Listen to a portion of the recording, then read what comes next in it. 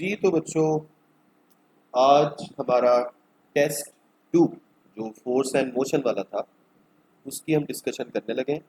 और इसमें सबसे पहला क्वेश्चन है जो आप स्क्रीन पे देख रहे हैं। जी, क्वेश्चन नंबर 81। इसमें वो कह रहे हैं जी कि a car travels 40 kilometres at an average speed of 80 kilometer per hour and then travels 40 kilometers at an average speed of 40 kilometre per hour. अब नोट करें, कार की जो वेलोसिटीज़ हैं वो दो गिवन है, यानी दो इंटरवल्स की बात की गई है, लेकिन इन दोनों इंटरवल्स में जो डिस्टेंस की वैल्यूज़ हैं वो सेम, यानी 40 किलोमीटर 40 किलोमीटर। इसका मतलब है हम एवरेज स्पीड फाइंड करने के लिए वो फॉर्मूला यूज़ करेंगे जो सेम डिस्टेंस इंटरवल्स के लिए हम यूज़ करते हैं। और ये फॉर्मूला क्या था मैं यहाँ आपके सामने इसमें हमारे पास था एवरेज स्पीड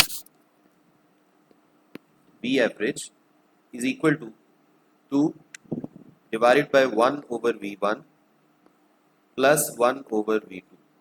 अगर तीन इंटरवल्स होते ऊपर 3 आ जाना था और नीचे तीन टर्म्स आ जानी थी, 4 होते ऊपर 4 आ जाना था एंड सो ऑन। अब इसी को अगर मैं रीअरेंज करके नीचे एलसीएम लूँ और उसको सिंप्लीफाई करके लिखूँ और नीचे वाली रेशो को ऊपर ले आऊँ तो ऊपर आके वो उलट जाएगी और इस तरह से ये बन जाएगा 2V1 V2 divided bye V1 V1 plus V2। अब आप यहाँ V1 और V2 की वैल्यूज पुट कर दें। अब नोट करें, उसने V1 की वैल्यू बताई है 80 और V2 की वैल्यू बताई है उसने 40। अब 80 और 40 की वैल्यूज पुट करने पे आपके पास आ जाएगा एक वैल्यू 40 पुट कर दें और दूसरी वैल्यू 80 पुट कर दें और नीचे दोनों का सम है यानी 40 प्लस 80। तो इस तरह से ऊपर आ गया 2 इंटू 40 इंटू 80 और नीचे दोनों का सम करेंगे तो ये 120 बन गया। अब आप नोट करें ये कैंसिल हो रहा है, ये 0 इससे कैंसिल हो गया और 4 को आप 12 पे कैंसिल करेंगे, 12 के साथ कैंसिल करेंगे 3 पे। तो इस तरह से आपके पास ऊपर आ गया 2 इंटू 80। 2 इंटू 80 का मतलब है 160 डिवाइडेड बाय 3। 160 को 3 से डिवाइड करेंगे तो 53.33 आंसर आता जाएगा। तो इस तरह से आपका करेक्ट ऑप्शन हुआ डेल्टा, जो यहाँ ठीक है। इसके बाद नेक्स्ट है क्वेश्चन नंबर 82। 82 में वो कह रहे हैं a racing car travelling with a constant acceleration. पहली बात ये कि एक्सेलरेशन कांस्टेंट है, increases its speed from 10 to 50 metre per second over a distance of 60 metre. अब यहाँ वो क्या पूछ रहा है, वो कह रहा है how long does this take. पहली बात तो ये कि अगर एक्सेलरेशन कांस्टेंट है तो इसका मतलब है हम इक्वेशंस ऑफ मोशन में से कोई भी इक्वेशन यूज कर सकते हैं। हम जानते हैं कांस्टेंट एक्सेलरेशन के लिए वो इक्वेशन यूज की जा सकती हैं। यहाँ मैं यूज करूंगा सेकंड इक्वेशन ऑफ मोशन की ये वाली form, s is equal to v1 plus v2 divided by 2 whole multiply by time. अगर आप नोट करें यहाँ v1 plus v2 divided by 2 जो लिखा हुआ है ये एक्चुअली एवरेज स्पीड की वैल्यू है। अच्छा, अब अगली बात देखें, यहाँ पे टाइम हमने निकालना था तो 2 को लेफ्ट हैंड साइड पे s के साथ मल्टीप्लाई कर दिया और v1 प्लस v2 नीचे डिवाइड हो गया। अब आप यहाँ वैल्यूज पुट करते हैं, s की वैल्यू गिवन है 60, s की जगह 60 आ गया और नीचे v1 plus v2, initial speed 10 थी, फाइनल स्पीड है 50। तो इस तरह से आपके पास ऊपर आ गया 2 इंटू 60 और नीचे 50 प्लस 10 वो भी 60 हो गया। तो 60 60 से कैंसिल हो गया, इस तरह से आपका आंसर आ गया 2 सेकेंड। तो 2 सेकेंड अल्फा ऑप्शन में लिखा हुआ है तो आपका अल्फा ऑप्शन करेक्ट हुआ। इसके बाद 83 नंबर में कह रहा है N object is shot vertically upwards while it is rising. जब वो ऊपर जा रहा था तो तब की सिचुएशन हमने बतानी है। सिंपल सी बात है, अगर ऑब्जेक्ट को आप ऊपर थ्रो करेंगे तो डायरेक्शन ऑफ मोशन ऊपर की तरफ है, यानी वेलोसिटी की डायरेक्शन ऊपर की तरफ है। लेकिन आप जानते हैं जब भी ऑब्जेक्ट हवा में होता है और under the action of gravity होता है तो उसका जो एक्सेलरेशन है वो हमेशा डाउनवर्ड होता है। तो हम कह सकते हैं वेलोसिटी और एक्सेलरेशन एक दूसरे के ऑपोजिट हैं, या वेलोसिटी अपवर्ड है और एक्सेलरेशन डाउनवर्ड है। तो इस तरह से इसका आंसर बना बीटा। इसके बाद 84 पे आ जाए। 84 पे वो कह रहे हैं, 84 में कह रहा है which of the following 4 distance time graphs, ये 4 ग्राफ्स गिवन है जो डिस्टेंस और टाइम के दरमियान है, represents the motion of object moving with constant. दो चीजें उसने लिखी हैं, एक तो उसने लिखा है कि कांस्टेंट है और दूसरा नॉन जीरो स्पीड। अब आप जानते हैं कि डिस्टेंस टाइम ग्राफ की स्लोप हमें बताती है स्पीड के बारे में। अब यहाँ पे उसने कंडीशन यूज कर ली कि डिस्टेंस टाइम ये जो स्पीड है ये कांस्टेंट भी होनी चाहिए और नॉन जीरो भी होनी चाहिए। कांस्टेंट का मतलब ये है कि डिस्टेंस टाइम ग्राफ की जो स्लोप है वो कांस्टेंट आएगी, कांस्टेंट आने का मतलब है स्ट्रेट लाइन होगी, और नॉन जीरो का मतलब है कि हॉरिजॉन्टल नहीं होगी, क्योंकि आप जानते हैं अगर हॉरिजॉन्टल ग्राफ हो तो उसकी स्लोप जीरो होती है। इसका मतलब ये हुआ कि ये आंसर तो नहीं हो सकता, ये भी नहीं हो सकते क्योंकि ये कर्व लाइन है, हमें स्ट्रेट लाइन चाहिए। एक ही ऑप्शन बचती है आपके पास, दिस वन, बीटा ऑप्शन। अब अगर टेक्निकली देखा जाए तो beta option is not very good option, लेकिन चारों में से बेस्ट ऑप्शन बीटा ही बन रही है, क्योंकि हमें ऐसा ग्राफ चाहिए था जो स्ट्रेट लाइन भी हो और हॉरिजॉन्टल ना भी हो। लेकिन आप जानते हैं कि यहाँ पे बीटा ऑप्शन में स्लोप नेगेटिव है, स्पीड तो कभी नेगेटिव नहीं होती, लेकिन अब और कोई ऑप्शन हमारे पास करेक्ट नहीं थी, तो इसलिए हम बीटा ऑप्शन की तरफ ही जाएंगे। अदरवाइज अगर आप टेक्निकली देखें तो ये ग्राफ होना इस तरह से चाहिए था, इस तरह से डिस्टेंस टाइम ग्राफ ऐसा होना चाहिए था, inclined straight line with a positive slope. ठीक है, तो ये हमने इसको भी डिस्कस कर लिया। इसके बाद क्वेश्चन नंबर 85 पे आ, 85 पे वो कह रहे हैं a block shown moves with constant velocity. सबसे इंपॉर्टेंट वर्ड्स इस स्टेटमेंट में कांस्टेंट वेलोसिटी है। अब अगर देखा जाए कांस्टेंट वेलोसिटी का मतलब क्या है, कांस्टेंट वेलोसिटी का मतलब ये है कि एक्सेलरेशन जीरो, और अगर एक्सेलरेशन जीरो है तो आप जानते हैं नेट फोर्स भी कितनी होनी चाहिए, जीरो, न्यूटन के सेकंड लॉ के मुताबिक। ये बात यहां से हमें समझ आ गई। आगे वो क्या कह रहे हैं, आगे वो कह रहे हैं two forces on it are shown. एक फोर्स ये है 5 न्यूटन और दूसरी फोर्स ये है 3 न्यूटन, ये दोनों एक दूसरे के ऑपोजिट लग रही हैं। अगर टेक्निकली देखा जाए तो इन दोनों का रिजल्टेंट किस तरफ आएगा, बड़ी फोर्स वाली साइड पे आएगा, यानी इनका रिजल्टेंट इस तरफ आ रहा है 2 न्यूटन। इसका मतलब है 2 न्यूटन रिजल्टेंट फोर्स इस वक्त दाएं तरफ लग रही है। लेकिन हमने जैसे ऊपर पढ़ा कि वेलोसिटी तो कांस्टेंट है, अगर वेलोसिटी कांस्टेंट है तो रिजल्टेंट फोर्स तो नहीं आनी चाहिए, नेट फोर्स तो जीरो होनी चाहिए। अब यहां से बात शुरू होती है स्टेटमेंट के अगले हिस्से की। वो कह रहे हैं अब फ्रिक्शनल, जी कह रहे हैं अब फ्रिक्शनल फोर्स एक्सर्टेड, अब फ्रिक्शनल फोर्स, ओके, कह रहे हैं a frictional force exerted by the surface is only other horizontal force। तो कह रहे हैं फ्रिक्शनल फोर्स भी लग रही है जो इन दोनों के अलावा एक तीसरी हॉरिजॉन्टल फोर्स है जो यहाँ पे शो नहीं की गई, लेकिन वही हॉरिजॉन्टल फोर्स आपने बतानी। द फ्रिक्शनल फोर्स इज, अब सिंपल सी बात है, जैसे मैंने पहले आपको बताया कि नेट फोर्स दाएं तरफ बन रही थी, लेकिन हमें क्या चाहिए, हमें नेट फोर्स को जीरो करना है। तो नेट फोर्स जीरो कैसे होगी, अगर आप 2 न्यूटन फोर्स इस तरफ भी एज्यूम कर लें, यही वो फ्रिक्शनल फोर्स है जिसका उसने स्टेटमेंट में जिक्र किया। अब आप देखें अब नेट फोर्स जीरो हो चुकी है, दाएं तरफ कितनी फोर्स है, 5 और 2 7, और लेफ्ट साइड सॉरी 5 और 2 नहीं, दाएं तरफ ये 2 तो नहीं लग रही है, तो हमने वैसे ही थोड़ी देर के लिए रिजल्टेंट निकाला था। अब मैं इसको मिटा देता हूँ, ओके। अब देखें अब टोटल कितनी फोर्सेस लग रही हैं, 3 फोर्सेस, एक दाएं तरफ 5 न्यूटन और 2 फोर्सेस 3 न्यूटन और 2 न्यूटन लेफ्ट साइड पे लग रही है। 3 न्यूटन अप्लाइड फोर्स थी या कोई भी फोर्स थी जिसका उसने डिटेल में एक्सप्रेस नहीं किया, लेकिन 2 न्यूटन वो फ्रिक्शनल फोर्स है जो अपीयर होगी इस नेट फोर्स को जीरो करने के लिए। टोटल दाएं तरफ भी 5 न्यूटन है और बाएं तरफ भी 5 न्यूटन। तो इस क्वेश्चन का आंसर क्या है, 2 न्यूटन लेफ्टवर्ड। ठीक है, इसके बाद आ जाता है जी 86। 86 में कह रहे हैं a projectile explodes into several fragments. Projectile हवा में फ्लाइट के दौरान उसमें धमाका होता है और वो एक से ज़्यादा फ्रैगमेंट्स में डिवाइड हो जाता है। फिर वो कहता है जी total momentum of fragments immediately after this explosion, immediately after this explosion, इस एक्सप्लोजन के फौरन बाद जो मोमेंटम है वो कैसा होगा। सिंपल सी बात है, law of conservation of momentum के मुताबिक हम कह सकते हैं कि एक्सप्लोड होने से पहले जो टोटल मोमेंटम था, एक्सप्लोड होने के बाद भी टोटल मोमेंटम वही होना चाहिए। इस तरह से बेस्ट आंसर आपका बनता है alpha is the same as the momentum of projectile immediately before the explosion. इसके बाद 87 पे आ जाए। 87 में कह रहा है अ 4 न्यूटन पक travelling eight 3 metre per second it strikes 8 Newton पक। ये पक जो है ये वो आइस हॉकी में वो जो बॉल की जगह पे एक ऑब्जेक्ट यूज करते हैं उसे पक कहते हैं, which is stationary two pucks stick together. वो कह रहे हैं जो सेकंड पक था वो शुरू में स्टेशनरी था, जैसे ही फर्स्ट पक ने आके उसे हिट किया तो दोनों ने एक दूसरे के साथ स्टिक किया और इकट्ठे चलना शुरू कर दिया। अब जारी बात है जब वो इकट्ठे चलना शुरू हो जाएंगे तो उनकी फाइनल वेलोसिटी तो कॉमन होगी, यही कॉमन वेलोसिटी हमने निकालनी है। सबसे पहले आप एक काम करें, इनका वेट गिवन है, इन वेट से सबसे पहले हमने फाइंड करना है इनका math.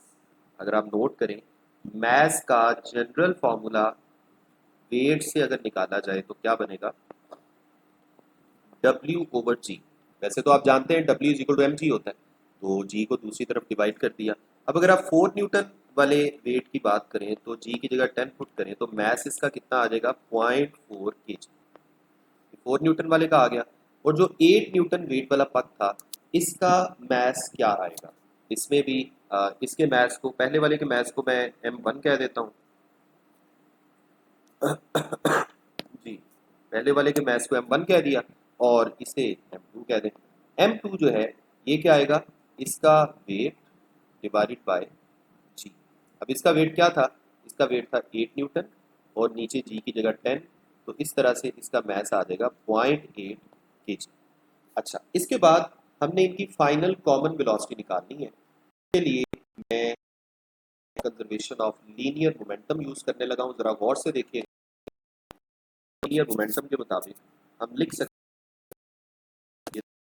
m1 v1 plus m2 v2 is equal to m1 v1 prime plus m2 v2 prime. दोनों के इनिशियल मोमेंटम का सम और दोनों के फाइनल मोमेंटम का सम सेम होना चाहिए। साथ ही साथ उसने स्टेटमेंट में लिखा था कि जो सेकंड पक है वो इनिशियली रेस्ट पे था, इसका मतलब है v2 की जगह हम 0 पुट कर देंगे। दूसरी बात ये है कि दोनों की फाइनल वेलोसिटी कॉमन हो चुकी है, तो आप v1 प्राइम और v2 प्राइम दोनों की जगह v ही इस्तेमाल कर लें, तो ये कॉमन वेलोसिटी है जो हमने कैलकुलेट करनी है। अब आप नोट करें राइट हैंड साइड पे यही v कॉमन आ जाएगा और ब्रैकेट के अंदर बच जाएगा m1 प्लस m2, और लेफ्ट हैंड साइड पे आपके पास सिर्फ m1 v1 बचा क्योंकि v2 0 होने की वजह से m2 v2 0 हो चुका है। अब आपने क्या करना है, आपने v या कॉमन वेलोसिटी का फॉर्मूला बना लेना है। v को राइट हैंड साइड पे रहने दिया और m1 प्लस m2 को डिवाइड कर दिया। इस तरह से बन जाएगा m1 v1 divided by m1 plus m2। अब आप वैल्यूज पुट करें, देखें m1 जो फर्स्ट वाला पक था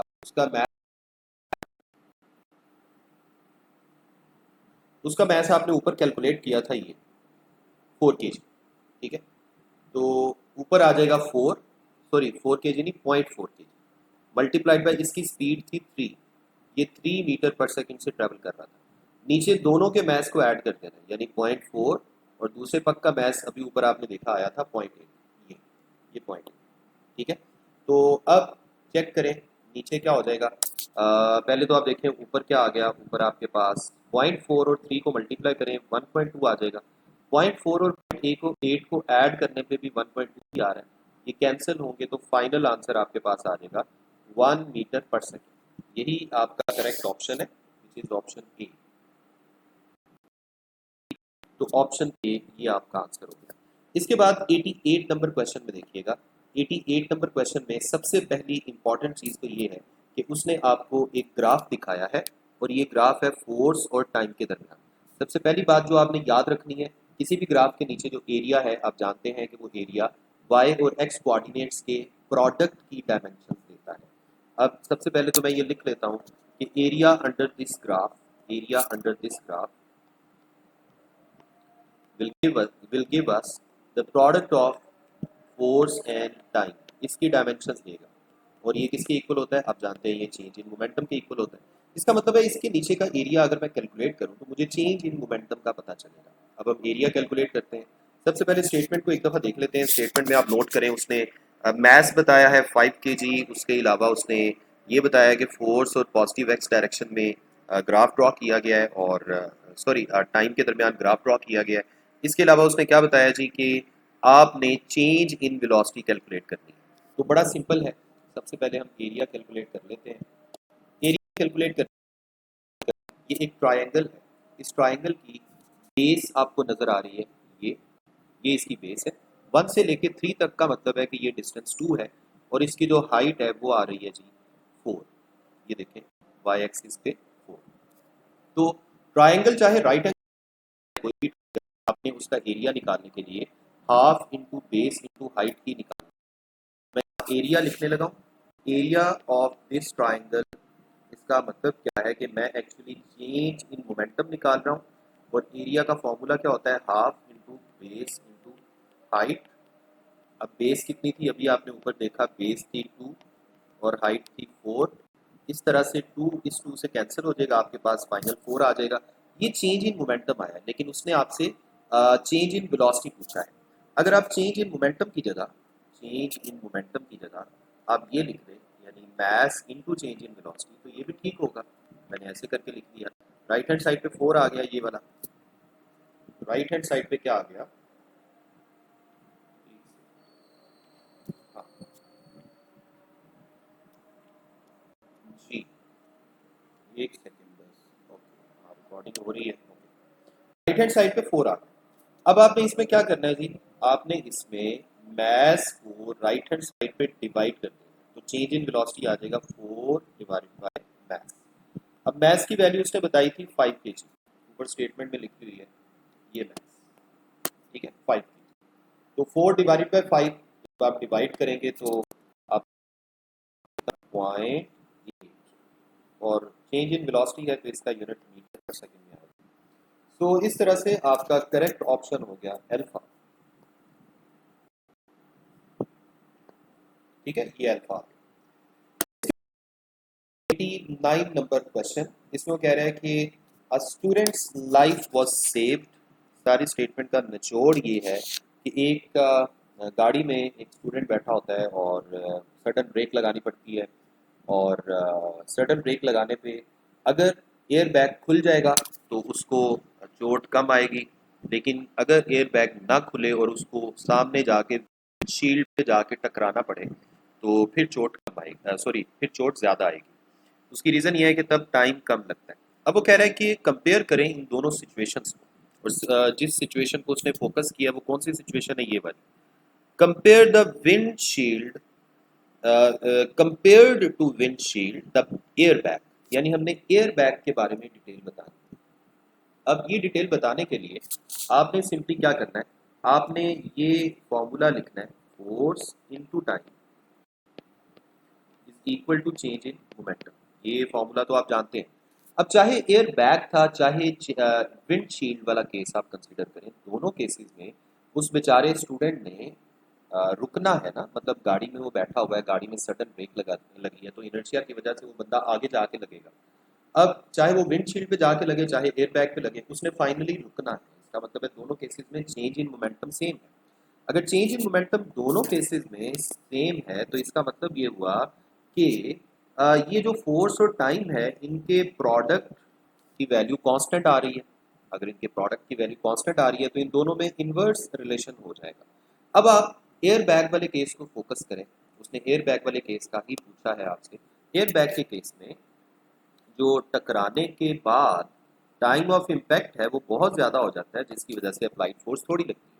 लेकिन अगर आप विंडशील्ड की एग्जांपल लेते तो विंडशील्ड में सडनली जाके उसने टकराना था और फौरन रुक जाना था, यानी उस केस में टाइम ऑफ इम्पैक्ट कम है और अप्लाइड फोर्स ऑब्वियसली फिर ज़्यादा होगी। यहाँ पे चूंकि हमने एयर बैग के मुताबिक आंसर करना है, तो आप इसमें दोनों में से कोई भी आंसर कर सकते हैं। That time of impact is much large या अप्लाइड फोर्स इज स्मॉल। तो यहाँ पे गिवन ऑप्शंस में बेस्ट आंसर जो इन दोनों ऑप्शंस के साथ मैच करता है वो ये, यानी exerts a much smaller force. ठीक है। अगर यहाँ कहीं कोई ऐसी ऑप्शन भी होती जिसमें वो ये कहता कि time of impact is much longer, तो वो भी ठीक था। ठीक है। इसके बाद आ जाए क्वेश्चन नंबर 90। इसमें कह रहे हैं when a particle suffers a head on elastic collision with another particle initially at rest. एक पार्टिकल उसने हेड ऑन कोलिजन की एक दूसरे पार्टिकल के साथ और दूसरा पार्टिकल इनिशियली रेस्ट पे है, और साथ ही वो कह रहा है greatest fraction of kinetic energy is transferred. ये बात याद रखें, maximum transfer of kinetic energy तब अकर होता है जब दोनों पार्टिकल्स का मास सेम होता है। अगर आप अपने बुक में देखें elastic collision in one dimension का केस 2 जो था, आपको याद होगा केस 2 में हमने क्या किया था, दोनों बॉडीज का मास सेम था और सेकंड बॉडी रेस्ट पे था। फर्स्ट बॉडी जैसे ही सेकंड बॉडी को जाके इलास्टिकली हिट करता है तो फर्स्ट बॉडी रेस्ट पे आ जाता है, यानी अपनी सारी काइनेटिक एनर्जी सेकंड बॉडी में ट्रांसफर कर देता है। तो जो maximum transfer of kinetic energy है ये कब होता है, when both bodies have equal masses। ठीक है। इसके बाद क्वेश्चन नंबर 91 पे आ जाए। 91 में वो कह रहा है कि a sphere A has mass m is moving with speed velocity v। It makes a head-on elastic collision with a stationary second body rest पे है stationary sphere B of mass 2m। After collision their velocities va और vb, यानी हमने first mass की final velocity और second mass की final velocity निकाल ली। तो आप एक काम करें, सबसे पहले फर्स्ट मैस की फाइनल वेलोसिटी का फॉर्मूला लिखते हैं। पहले मैं लिख लेता हूँ।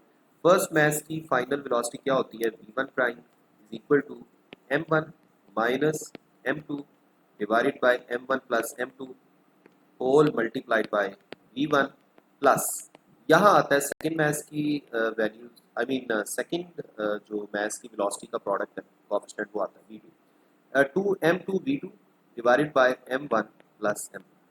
अब आप जानते हैं स्टेटमेंट में उसने लिखा हुआ है कि जो सेकंड मैस था वो रेस्ट पे था, सेकंड मैस स्टेशनरी था। अगर सेकंड मैस स्टेशनरी था तो v2 ने तो ऑब्वियसली जीरो हो जाए।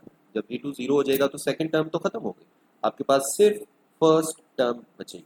इसी फर्स्ट टर्म को हम आगे सिंप्लीफाई करेंगे। फर्स्ट टर्म में आपके पास है m1 minus m2। First mess को उसने m बोला है, सेकंड मैस की वैल्यू उसने बताई है 2m, वो हमने वैल्यू पुट कर ली। फर्स्ट मैस m है, सेकंड मैस 2m है।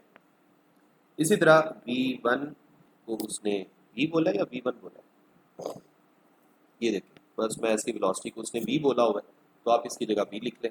अब बाकी आपके पास क्या बचा, m माइनस 2m क्या बना, माइनस m, नीचे आ गया 3m। इसी तरह v ऐसे ही आ गया, m से कैंसिल हो गया, तो इस तरह से आपके पास माइनस v/3 बचेगा। तो फर्स्ट मैस की फाइनल वेलोसिटी आ गई माइनस v/3। अब मैं सेकंड मैस की फाइनल वेलोसिटी निकालने लगा हूँ। उसके लिए हम लिखेंगे v2 प्राइम। v2 प्राइम किसके इक्वल होता है, m2 m1 v1 divided by m1 plus m2 plus, यहाँ ब्रैकेट में आता है m2 minus m1 divided by m1 plus m2 और whole multiplied bye v2। v2 यहाँ भी जीरो है तो यहाँ भी सेकंड टर्म जीरो हो जाएगी। आपके पास सिर्फ फर्स्ट टर्म बचेगी और उस टर्म में अगर मैं वैल्यूज पुट करूँ, m1 की जगह m आ जाएगा और नीचे भी m1 की जगह m और m2 की जगह 2m और v1 की जगह हमने क्या पुट कर दिया, v। ठीक है। अब क्या बचा आपके पास बचा 2m divided by 3m multiplied by v, v से कैंसिल हो गया। तो इस तरह से 2/3v आपका सेकंड मैस की फाइनल वेलोसिटी आ गई। तो अब आप देख लें, आपका फाइनल आंसर आपके सामने है। ये है फर्स्ट मैथ्स की फाइनल वेलोसिटी, ये है सेकंड मैथ्स की फाइनल वेलोसिटी, और ये किस ऑप्शन में आपको लिखा नजर आ रहा है, ये बल्कि थर्ड ऑप्शन में आपको लिखा नजर आ रहा है, माइनस v/3 और 2v/3। ठीक है जी। इसके बाद हम मूव करते हैं क्वेश्चन नंबर 92 पर। 92, the distance traveled by an object is directly proportional to the time taken।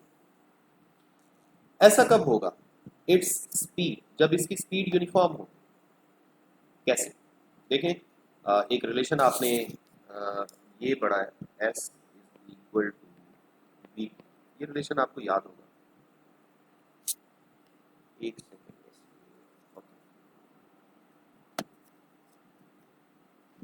s is equal to v।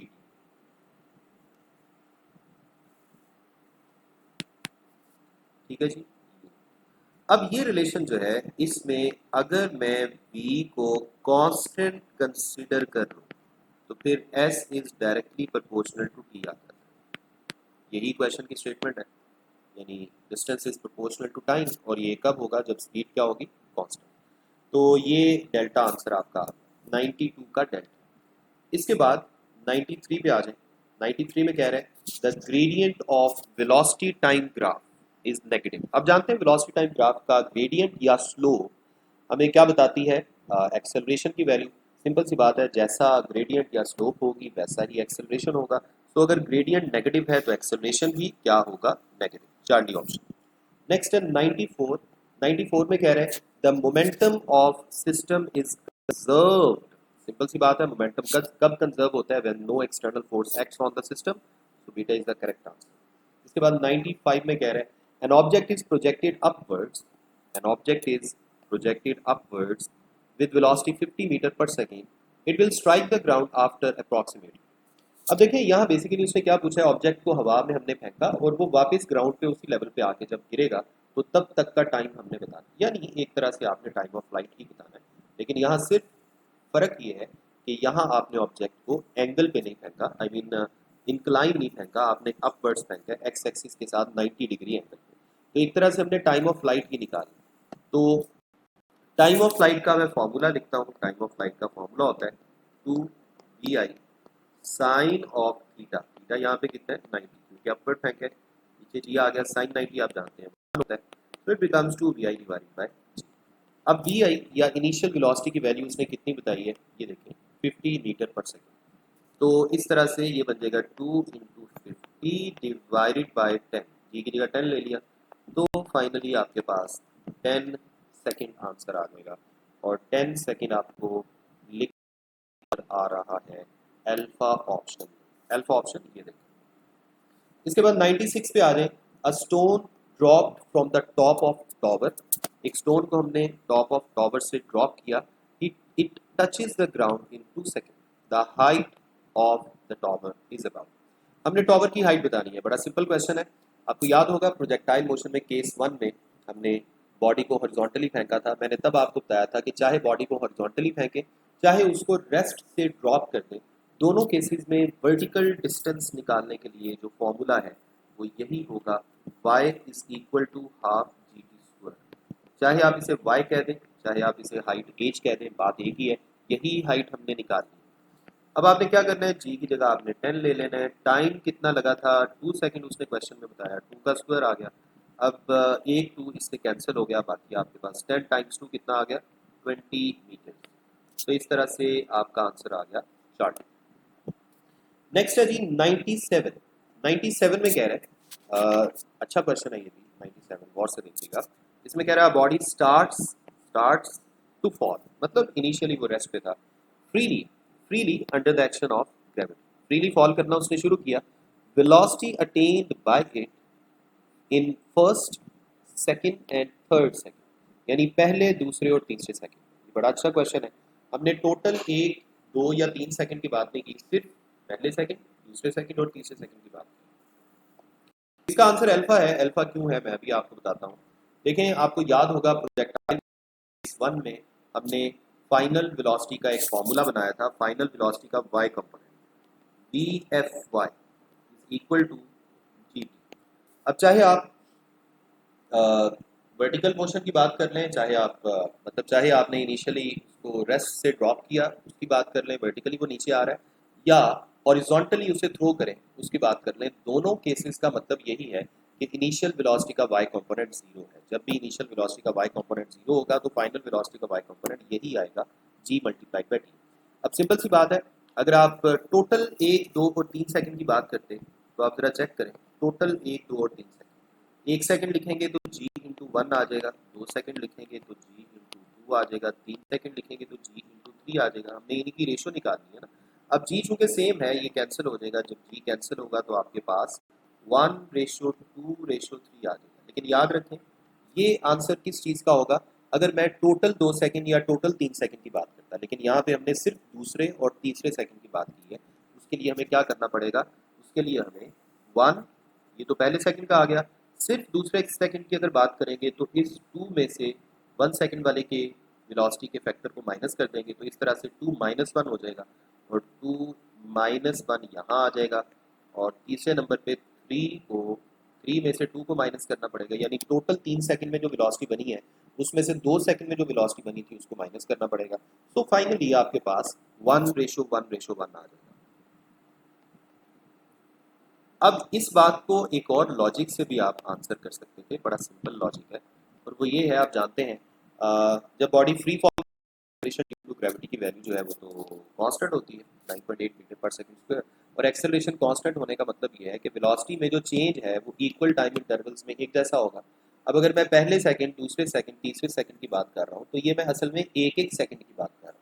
पहला सेकंड, दूसरे सेकंड में जो 2 सेकंड्स में जो दूसरा सेकंड था, 3 सेकंड में जो तीसरा सेकंड था, तो हर एक सेकंड में वेलोसिटी में चेंज या इजाफा भी एक जैसा ही आएगा, इसलिए रेशो क्या बनेगी 1:1:1। तो दूसरी लॉजिक ये थी जो मैंने आपको एक्सप्लेन किया। इसके बाद 98 नंबर पे देखिएगा, 98 में वो कह रहा है velocity of a body on reaching the point from which it was projected upward is. अब ये क्वेश्चन आपके चैप्टर 3 में एक I think 5th short question भी है, उससे मिलता जुलता क्वेश्चन है, तो इसको आप बड़ी आसानी से कर सकते हैं। बड़ा सिंपल लॉजिक है कि जिस पॉइंट से हमने फर्ज करें हमने इस पॉइंट ए से एक बॉडी को अपवर्ड थ्रो किया विद स्पीड u। अब जारी बात है अपवर्ड जाते जाते इसकी जो कैनेटिक एनर्जी है वो डिक्रीज करती जाएगी, पोटेंशियल इंक्रीज करती जाएगी, फाइनली ये मैक्सिमम हाइट अचीव करेगा और नीचे आना शुरू कर देगा। जब ये नीचे आएगा तो जितनी कैनेटिक एनर्जी पोटेंशियल में कन्वर्ट हुई थी वो सारी वापस कैनेटिक एनर्जी में वापस कन्वर्ट होगी, और नीचे आते आते जब वो उसी पॉइंट से गुजरने लगेगा तो इस पॉइंट से गुजरते हुए उसकी कैनेटिक एनर्जी वही होगी जिस कैनेटिक एनर्जी से आपने ऊपर की तरफ लॉन्च किया था। सो अगर कैनेटिक एनर्जी सेम होगी तो वेलोसिटी भी सेम होगी, बस फर्क क्या है, डायरेक्शन अपोजिट होगी। लेकिन उसने तो क्वेश्चन में मैग्नीट्यूड का पूछा है, इसका मतलब है मैग्नीट्यूड तो सेम ही होगी, जितनी स्पीड उस पॉइंट से ऊपर जा रहा था उतनी ही स्पीड से उस पॉइंट से नीचे आ रहा होगा। ठीक है, तो इसलिए इसका बेस्ट आंसर अल्फा है जो आपको यहाँ लिखा। इसके बाद नेक्स्ट आ जाए 99 पे। 99 में कह रहे जी a body is moving in a straight line such that it covers 2 meter in 1 second, 4 meter in 2 second and next 6 meters in 3 second। अगर आप चेक करें उसने इक्वल टाइम इंटरवल में इक्वल डिस्टेंस ही कवर किया। मैं क्यों कह रहा हूँ, अब देखें इस केस में, देखें डिस्टेंस को टाइम से डिवाइड करें तो 2 आ रहा है, इसमें भी डिस्टेंस को टाइम से डिवाइड करें 4/2, ये भी 2 आ रहा है, इसमें भी डिस्टेंस यानी 6 को टाइम से कितने टाइम में हुआ था 3 सेकेंड डिवाइड करें तो ये भी 2 आ रहा है। इसका मतलब है उसकी जो स्पीड है वो तो सेम और डायरेक्शन भी स्ट्रेट लाइन है। अगर स्पीड सेम है, डायरेक्शन स्ट्रेट लाइन है तो वेलोसिटी सेम है। वेलोसिटी अगर सेम है, चेंज नहीं हो रही, तो सिंपल सी बात है फिर उसका एक्सेलरेशन क्या होगा। ठीक है, अब उसने बताया डिस्टेंस और टाइम की के बारे में है, लेकिन पूछा एक्सेलरेशन की लैंग्वेज में है, तो आपने स्टेप वाइज अपनी लॉजिक डेवलप करनी है कि चूंकि डिस्टेंस और टाइम की रेशो या डिस्प्लेसमेंट और टाइम की रेशो बार बार सेम आ रही है, इसका मतलब है वेलोसिटी बार बार सेम है, और अगर वेलोसिटी बार बार सेम है तो एक्सेलरेशन जीरो है। तो इसलिए इसका आंसर क्या होगा, एक्सेलरेशन का उसने पूछा है तो एक्सेलरेशन क्या होगा, जीरो। इसके बाद 100 वाले क्वेश्चन में देखिएगा, इसमें कह रहा है अ ball is projected at 45 degree, ball को 45 डिग्री पे प्रोजेक्ट किया हॉरिजॉन्टल के साथ with initial velocity 10 metre per second, ratio of potential and kinetic energy. देखिए पोटेंशियल और कैनेटिक एनर्जी की जो रेशो है इसका फॉर्मूला हमने पढ़ा होगा। टॉप मोस्ट पॉइंट की हम बात कर रहे हैं, potential energy divided by kinetic energy at top, ये टॉप मोस्ट पॉइंट की बात है। तो इनकी रेशो का फॉर्मूला होता है sign square theta divided by cos square theta. ये फॉर्मूला आपको मैंने करवाया भी था। एंगल की जगह 45 डिग्री पुट कर देंगे आप, sign square theta over cos square theta को tan स्क्वायर थीटा भी लिख सकते हैं, या इसे आप tan थीटा होल स्क्वायर भी लिख सकते हैं, tan थीटा होल स्क्वायर। अब आप एंगल की जगह 45 ले लें, और आप जानते हैं tan 45 क्या होता है 1, तो 1 का स्क्वायर यानी 1:1। तो इस तरह से आपका आंसर हुआ अल्फा, तो 100 का अल्फा हो गया। इसके बाद नेक्स्ट है जी 101। 101 में कह रहे हैं projectile is launched with a velocity v making angle theta with x axis. For find the value of theta for which the velocity at top is v by 2. Top most point पे velocity initial का half कब होगी, इसके लिए आप top most point पे velocity का formula लिखें, velocity at top is equal to we i cos, ये हमने पढ़ा हुआ है। अब कंडीशन ये है कि उसने वेलोसिटी एट टॉप को हाफ कर दिया है इनिशियल वेलोसिटी के मुकाबले, यानी इनिशियल की जगह मैंने v लिख दिया जो उसने स्टेटमेंट में बोला, और वेलोसिटी एट टॉप की जगह मैंने v by 2 लिख दिया, ठीक है। तो इसके बाद आपके पास cos थीटा वैसे का वैसा आ गया। अब आप नोट करो ये वाला v इस v से कैंसिल हो जाएगा, तो आपके पास cos थीटा किसके इक्वल आ गया 1/2 के। और आप जानते हैं cos थीटा 1/2 किस एंगल पे देता है 60 degree. So best answer is, correct answer is delta 60 degree. 102 में कह रहा है at which point whole initial kinetic energy of projectile is converted into potential energy. अब जानते हैं प्रोजेक्टाइल मोशन जिसे हम एक्चुअल में प्रोजेक्टाइल मोशन कहते हैं उसकी जनरल ट्रेजेक्ट्री का ये फॉर्मूला है, और ट्रेजेक्ट्री जो टॉप मोस्ट पॉइंट है यहाँ भी वेलोसिटी का एक्स कंपोनेंट होता है, वेलोसिटी का एक्स कंपोनेंट यहाँ भी जीरो नहीं होता, सिर्फ वेलोसिटी का वाई कंपोनेंट जीरो होता है। तो अगर वेलोसिटी का सिर्फ वाई कंपोनेंट जीरो हुआ है तो इसका मतलब है सारी की सारी काइनेटिक एनर्जी पोटेंशियल में कन्वर्ट नहीं हुई। काइनेटिक एनर्जी का वो वाला हिस्सा जिसका ताल्लुक वेलोसिटी के वाई कंपोनेंट के साथ है सिर्फ वो पोटेंशियल में कन्वर्ट हुआ। सो टॉप मोस्ट पॉइंट पे काइनेटिक तो अभी भी बाकी है। सो ऐसा कोई भी पॉइंट प्रोजेक्टाइल मोशन में नहीं है जहाँ सारी की सारी काइनेटिक एनर्जी पोटेंशियल में कन्वर्ट हो जाए, इसीलिए इसका करेक्ट आंसर है नॉट पॉसिबल। 103 देखिएगा, 103 में कह रहा है for which of the following angles height attend by the projectile is greatest. Height का जनरल फॉर्मूला आप जानते हैं, मैक्सिमम हाइट का आपने फॉर्मूला पढ़ा होगा, ये H is equal to we i square divided by 2g multiplied by sine square. अब साइन स्क्वायर थीटा का आंसर या साइन थीटा का आंसर मैक्सिमम किस एंगल पे आता है आप जानते हैं 90 डिग्री एंगल पे। अब 90 डिग्री पे हाइट ग्रेटेस्ट आएगी, लेकिन 90 डिग्री ऑप्शन में कहीं था नहीं, इसलिए फिर हम बेस्ट आंसर वो देंगे जो 90 के करीब वाला है, क्योंकि अगर साइन 90 मैक्सिमम है तो बाकी अगर 90 वाला एंगल नहीं है तो जो 90 के करीब वाला एंगल है उसके लिए साइन फंक्शन का आंसर बाकी सारी ऑप्शंस के मुकाबले में मैक्सिमम होगा, तो इसलिए इसका आंसर हुआ डेल्टा। 104 पे कह रहे हैं a football player throws a ball with a velocity 25 meter per second. At an angle of 30 degrees from the horizontal, the ball remains in the air for, यानी सिंपल लैंग्वेज में उसने time of flight आपसे पूछा है कि कितनी देर तक ball हवा में रहेगा। और टाइम ऑफ फ्लाइट का फॉर्मूला आप जानते हैं t is equal to 2vi sine theta over g। अब आप यहाँ इनिशियल वेलोसिटी पुट कर लें, इनिशियल वेलोसिटी है 25 मीटर पर सेकेंड, साथ ही एंगल थीटा उसने 30 डिग्री बताया था तो साइन 30 आ गया, डिवाइडेड बाय जी की जगह 10 आ गया, ठीक है। ये देखिए एंगल थीटा उसने क्या बताया था 30। अच्छा साइन 30 आप जानते हैं 1/2 होता है, साइन 30 की जगह आपने 1/2 लिख दिया, ये 2 इस 2 से कैंसिल हो गया। अब आपके पास सिर्फ क्या बचा, आपके पास ऊपर बचा 25 और नीचे बचा 10। अब इसको आप लिख सकते हैं 2.5, आपका आंसर आ गया 2.5 सेकेंड यानी अल्फा। तो 104। इसके बाद आ जाते हैं 105। 105 में कह रहे हैं कि एक ऑब्जेक्ट है जिसका मास गिवन है, इलास्टिकली एक वॉल को जाके हिट करता है 5 किलोमीटर पर सेकेंड मोमेंटम के साथ। After collision it's change in momentum would have the magnitude. पहले तो आप इमेजिन करें कि ये वॉल है, ये है वॉल, इस वॉल के साथ एक ऑब्जेक्ट आके कोलाइड करने के लिए आ रहा है, आते हुए उसका मोमेंटम है 5 kg मीटर पर सेकेंड, इसे आप क्या बोलेंगे इनिशियल मोमेंटम।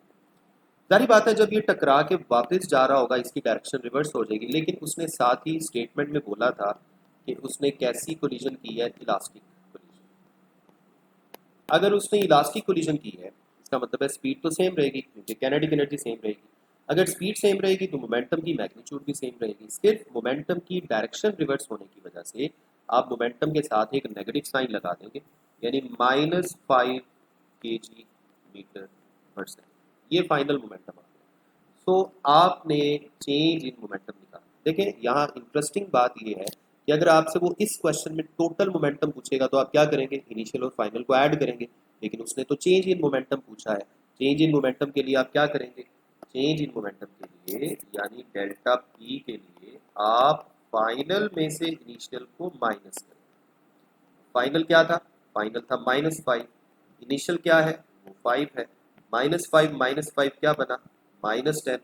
नेगेटिव साइन को हम इसलिए इग्नोर कर रहे हैं क्योंकि उसने स्टेटमेंट में मैग्नीट्यूड के बारे में पूछा है, तो इसलिए आपका आंसर होगा 10 kg/-1, 10 kilogram metre per second.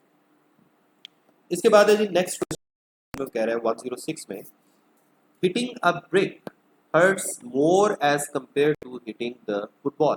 Football को हिट करने में हमें दर्द थोड़ी होती है, ब्रिक या ईंट को हिट करने में ज़्यादा दर्द होती है। इसकी वजह क्या है, because in the case of brick हमने ब्रिक पे फोकस करना है, यानी जो आंसर बताना है वो ब्रिक के मुताबिक बताना है, ठीक है। इस क्वेश्चन में भी लॉजिक वही है जो अभी थोड़ी देर पहले हमने यूज़ की थी। ये अब जानते हैं Newton second law in terms of momentum से हम ये रिलेशन बना सकते हैं, F into delta t equal to delta p, यानी चेंज इन मोमेंटम। तो फर्स्ट चेंज इन मोमेंटम है सेम। अगर चेंज इन मोमेंटम सेम हो तो आप जानते हैं कि फिर फोर्स और टाइम ऑफ इम्पैक्ट में इन्वर्स रिलेशन होता है। अब जब आप ब्रिक को हिट करते हैं तो टाइम ऑफ इम्पैक्ट बहुत कम होता है, जिस वजह से अप्लाइड फोर्स बहुत ज़्यादा हो जाती है और हमें ज़्यादा दर्द होती है। फुटबॉल के केस में ऐसा नहीं था, तो हमने चूंकि ब्रिक के केस में आंसर करना है, तो टाइम ऑफ इम्पैक्ट कम अगर होगा वो भी आपका आंसर ठीक है, और ज़्यादा वाला भी, और फोर्स ज़्यादा वाला आंसर भी ठीक है। और ये दोनों आंसर कहाँ लिखे हैं, अल्फा और बीटा में लिखे हैं, ठीक है। तो इसका बेस्ट आंसर या करेक्ट आंसर क्या होगा, delta, both A and B. Alpha में लिखा है time of impact is larger, beta में लिखा है impact force is sorry, alpha में लिखा है टाइम ऑफ इम्पैक्ट या इम्पैक्ट टाइम इज स्मॉलर, ये भी ठीक है। और बीटा में लिखा है इम्पैक्ट फोर्स इज लार्जर, ये भी ठीक है। तो दोनों ही ठीक है। 107 में कह रहे हैं यूनिट्स ऑफ इम्पल्सिव फोर्स, याद रखें चाहे इम्पल्सिव फोर्स है, चाहे ग्रेविटेशनल फोर्स है, मैग्नेटिक फोर्स है, any type of force, simple सी बात है, उसका यूनिट तो न्यूटन ही होगा। और न्यूटन को बेसिक यूनिट की शक्ल में जब हम लिखते हैं तो वो क्या आता है, kg/-2। आप में से बहुत सारे लोगों ने इसका आंसर ये दिया होगा मोमेंटम वाला, मोमेंटम वाला आंसर नहीं होगा। मोमेंटम वाला आंसर किसका होना था, इम्पल्स का। इम्पल्स होता है चेंज इन मोमेंटम। इम्पल्स को हम फोर्स इनटू टाइम भी लिख सकते हैं। इसमें जो फोर्स है ये है इम्पल्सिव फोर्स, ठीक है। तो अगर तो पूरी इम्पल्स का यूनिट पूछेगा या मोमेंटम का यूनिट पूछेगा या चेंज इन मोमेंटम का यूनिट पूछेगा, तो ऑब्वियसली वो मोमेंटम का ही यूनिट बनेगा, kg/-1, या इसे आप न्यूटन सेकंड भी कह सकते हैं। लेकिन अगर फोर्स का यूनिट पूछ रहा है, चाहे इम्पल्सिव फोर्स है, चाहे ग्रेविटेशनल फोर्स है, कुछ भी है, तो जाहिर बात है वो यही आंसर होगा, जिसको एसआई फॉर्म में न्यूटन लिखते हैं और बेस यूनिट्स की फॉर्म में हम kg/-2 लिखते हैं, ठीक है। इसका आंसर हुआ बीटा। 108 में कह रहे हैं velocity time graph of a moving object is, वो कह रहे हैं एक वेलोसिटी टाइम ग्राफ हमने बनाया है मूविंग ऑब्जेक्ट का, और वो इस तरह का है कि area above time axis is smaller than the area below time axis. बड़ा सिंपल सा लॉजिक है। अब जानते हैं कि वेलोसिटी टाइम ग्राफ का एरिया हमें डिस्टेंस या डिस्प्लेसमेंट देता है। अगर हम ऊपर वाले और नीचे वाले एरिया की न्यूमेरिकल वैल्यू को ऐड कर लें तो हमें डिस्टेंस पता चलता है। अगर ऊपर वाले एरिया में से नीचे वाले एरिया को माइनस कर लें तो हमें डिस्प्लेसमेंट पता चलता है। अब सिंपल सी बात है, अगर मैं डिस्प्लेसमेंट का फॉर्मूला लिखता हूँ तो ये क्या बनेगा, डिस्प्लेसमेंट का area above minus area below. अब जो एरिया अबव है स्टेटमेंट में उसने बोला कि ये स्मॉलर है, सारी बात है, स्मॉलर में से बिगर वैल्यू को माइनस करेंगे तो आंसर क्या आएगा, आंसर नेगेटिव आएगा। तो इसका आंसर क्या हुआ, नेगेटिव, डेल्टा। 109 में कह रहे हैं displacement time graph of straight line, displacement time graph horizontal straight line. अब जानते हैं डिस्प्लेसमेंट टाइम ग्राफ की स्लोप हमें क्या बताती है, वेलोसिटी। अगर displacement time graph horizontal straight line है मतलब इसकी स्लोप जीरो है, तो वेलोसिटी भी जीरो है, और वेलोसिटी जीरो होने का मतलब क्या है कि बॉडी रेस्ट पे है, सिंपल सी बात है। तो इस क्वेश्चन का आंसर क्या हुआ, अल्फा। 110 में कह रहा है coefficient of restitution for perfectly in elastic collision. अब जानते हैं परफेक्टली इन इलास्टिक कोलिजन जिसमें दोनों की फाइनल वेलोसिटी कॉमन हो जाती है, उसके लिए कोएफिशिएंट ऑफ रेस्टिट्यूशन की वैल्यू जीरो आती है। कोएफिशिएंट ऑफ रेस्टिट्यूशन का फॉर्मूला आपने लिखा हुआ है, v2 minus v1 divided by v1 minus v2। और जब आप कोएफिशिएंट ऑफ रेस्टिट्यूशन जिसे आप e से भी जाहिर कर रहे होते हैं, जैसे मर्जी जाहिर करते हैं, तो इसमें जब आप परफेक्टली इन इलास्टिक कोलिजन की बात करते हैं तो परफेक्टली इन इलास्टिक कोलिजन के लिए v1 प्राइम और v2 प्राइम चूंकि सेम होते हैं तो वो ऊपर से कैंसिल करके आंसर 0 कर देंगे। और अगर आप परफेक्टली इलास्टिक कोलिजन की बात करें तो परफेक्टली इलास्टिक कोलिजन के लिए यानी परफेक्टली इलास्टिक कोलिजन के लिए परफेक्टली इलास्टिक कोलिजन के लिए आप जानते हैं ऊपर वाली और नीचे वाली वैल्यू बराबर होती है, या ऊपर और नीचे से कैंसिल करेंगे तो आंसर क्या आएगा 1। सो अगर परफेक्टली इलास्टिक कोलिजन है तो आंसर 1 है, परफेक्टली इन इलास्टिक है तो आंसर 0 है। और अगर इलास्टिक और इन इलास्टिक के बीच में कोई भी यानी परफेक्ट इलास्टिक और परफेक्ट इन इलास्टिक के बीच में है यानी इन इलास्टिक है लेकिन परफेक्ट इन इलास्टिक नहीं है तो फिर इसका आंसर 0 से लेके 1 तक कोई भी हो सकता है। तो ई का answer greater than 0 less than 1 कोई भी हो सकता है, लेकिन परफेक्टली इलास्टिक के लिए इसका आंसर क्या होगा 1 और परफेक्टली इन इलास्टिक के लिए इसका आंसर क्या होगा 0। 111 में कह रहा है relation between range and maximum range relation हमने पढ़ा हुआ है, इसको लिखने की भी ज़रूरत नहीं है। R is equal to R max time two 111 के बाद 112 आ गया action and reaction do not balance. इसका आंसर है बड़ा सिंपल क्वेश्चन है, डू नॉट बैलेंस क्यों? क्योंकि एक्शन और रिएक्शन दो डिफरेंट बॉडीज पे लग रहे होते हैं और चाहे फोर्सेस इक्वल और ऑपोजिट ही क्यों ना हो लेकिन वो एक बॉडी पे लगेंगी तो एक दूसरे को कैंसिल करेंगी या बैलेंस करेंगी, लेकिन अगर वो दो डिफरेंट बॉडीज पे लग रही हैं तो फिर बैलेंस करने का तो क्वेश्चन ही पैदा नहीं होता। ठीक है, 113 में कह रहे हैं a player on the cricket field catches a ball of match 250 ग्राम। अगर आप ग्राम को केजी में कन्वर्ट करें तो ये बन जाएगा 1000 से डिवाइड करके 0.25 केजी। इसके बाद वो क्या कह रहे हैं वेलोसिटी है लैंड्स ऑन हैंड, वो प्लेयर के हैंड में लैंड करता है इतनी वेलोसिटी के साथ। Player took 0.5 second to take the catch, then the force on the hand, उस आदमी के हाथ पे जो बॉल की वजह से फोर्स लगेगी वो क्या होगी। हमने इसमें भी ये फॉर्मूला पढ़ा हुआ है, मैं दोबारा लिख रहा हूँ। अप्लाइड फोर्स का Newton second law in terms of momentum से जनरल फार्मूला तो ये आता है और इसी को शॉर्टकट करके हमने लिखा था F is equal to M V over T. अब यहाँ एम क्या है, उस बॉल का मैस है 0.25 और वी क्या है, जितनी वेलोसिटी के साथ उसने लैंड किया उसके हैंड पे, जितनी वेलोसिटी के साथ उसने हैंड पे लैंड किया, ठीक है 2, और टाइम कितना लगाया उसने 0.5 सेकेंड लगाया कैच करने में। ठीक है जी, अब 0.25 को 2 से मल्टीप्लाई करें तो 0.5 आ जाएगा और नीचे भी 0.5 है, ये कैंसिल हो गए तो आंसर आ गया 1 न्यूटन। इस तरह से आपका इस क्वेश्चन का आंसर हुआ alpha.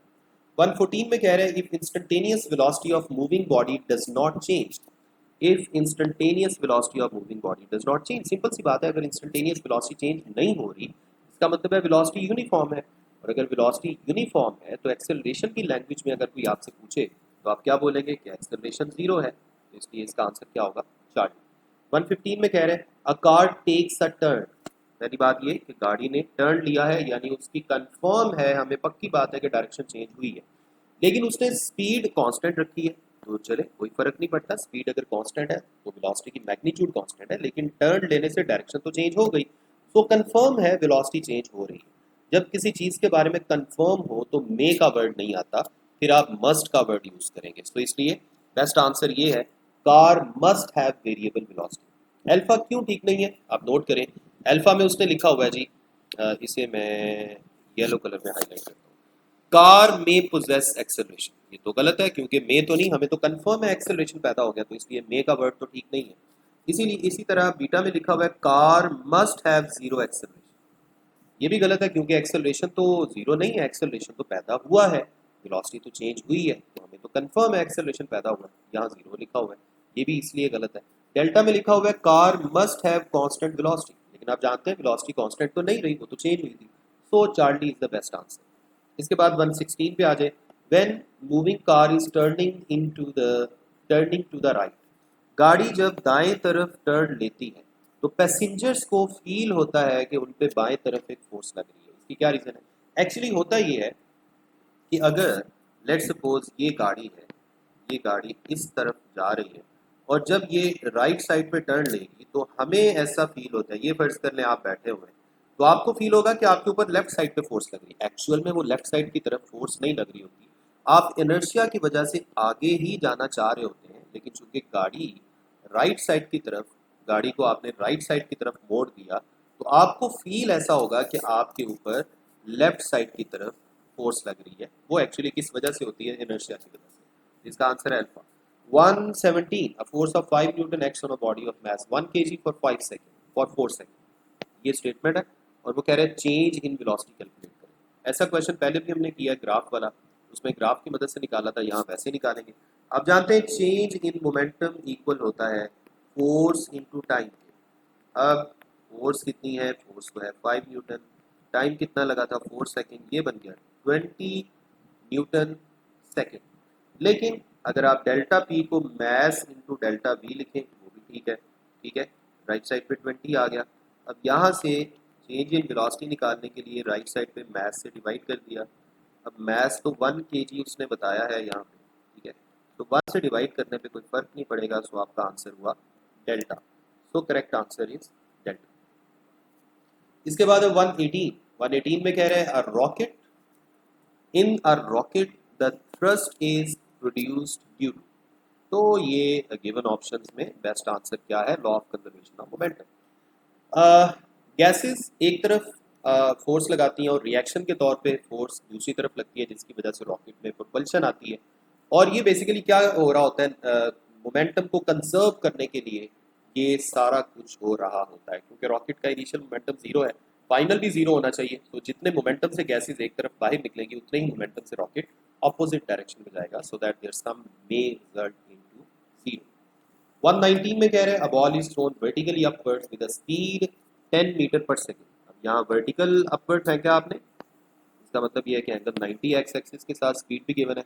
The time to reach maximum height, but याद रखें टोटल टाइम ऑफ फ्लाइट होता है 2 vi sin theta over G, लेकिन ये सिर्फ उसने पूछा है time to reach the maximum height, सिर्फ यहाँ तक जाने का टाइम पूछा है। तो ये सारी बात है टाइम ऑफ फ्लाइट का हाफ होगा। इसे मैं टी हाफ कह देता हूँ या टी अप कह दे, टी डाउन भी इतना ही होता है, ऊपर जाने का भी और नीचे आने का भी इतना ही टाइम लगता है, which is B I sine theta over g. जानते हैं टाइम ऑफ फ्लाइट इससे डबल होता है और वो होता है 2 bi sin theta over g. B I की जगह आपने 10 लिख दिया, साइन ऑफ एंगल की जगह आपने 90 लिख दिया क्योंकि वर्टिकली अपवर्ड फेंका है, जी की जगह 10 ले लें। साइन 90 जो है ये भी 1 होता है, ये 10 इससे कैंसिल हो गया, तो फाइनली 1 सेकंड आपका आंसर आ गया, विच इज ऑप्शन ए। 120 में कह रहे हैं the velocity of body at an instant is 10 metre per second, यानी वो कोई इनिशियल वेलोसिटी का जिक्र कर रहा है, इतनी है। Acceleration is -2 metre per second square. अब ये एक्सेलरेशन एक्चुअली नेगेटिव एक्सेलरेशन है, आप इसकी जगह डीसेलरेशन भी लिख सकते थे, लेकिन याद रखें अगर डीसेलरेशन का वर्ड होगा तो वो नेगेटिव साइन को मेंशन नहीं करेगा, डीसेलरेशन के वर्ड के अंदर ही नेगेटिव साइन आ जाता है। तो आपने फॉर्मूला में तब भी नेगेटिव साइन जरूर यूज करना है, चाहे यहाँ deceleration 2 metre per second square लिखा हो या acceleration -2 metre per second square लिखा हो जैसे अभी लिखा हुआ है। दोनों केसेस में फाइनल फॉर्मूला में आपने एक्सेलरेशन की जगह -2 ही पुट करना है। The velocity after 3 second is, time भी गिवन है 3 सेकंड। तो बेसिकली आपसे उसने फाइनल वेलोसिटी पूछी है, बड़ा सिंपल क्वेश्चन है, first equation of motion use कर लेंगे, V F is equal to we I plus A T. अब वी आई की जगह आप लिखेंगे 10, ए की जगह आप लिखेंगे -2 और टाइम की जगह आप लिखेंगे ये 3 सेकंड।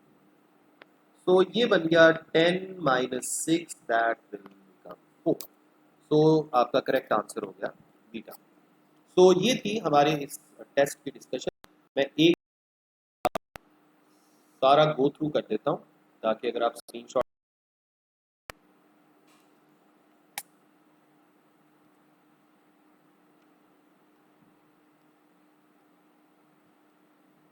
जी कहाँ थे हम, यहाँ। ओके, तो ये अगर आप स्क्रीनशॉट लेना तो आप ले सकते हैं 84 से 86 तक, उसके बाद 87 से 89 तक, उसके बाद 90 से 91 तक, फिर 92 से 96, 96 से 98,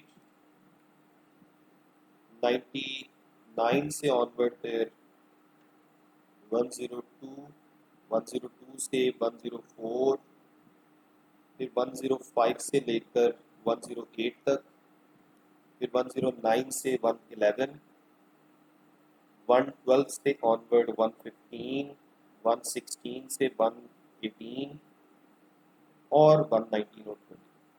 जी बेटा, उम्मीद है आपको समझ आ गई है। मिलते हैं इंशाल्लाह नेक्स्ट लेक्चर में।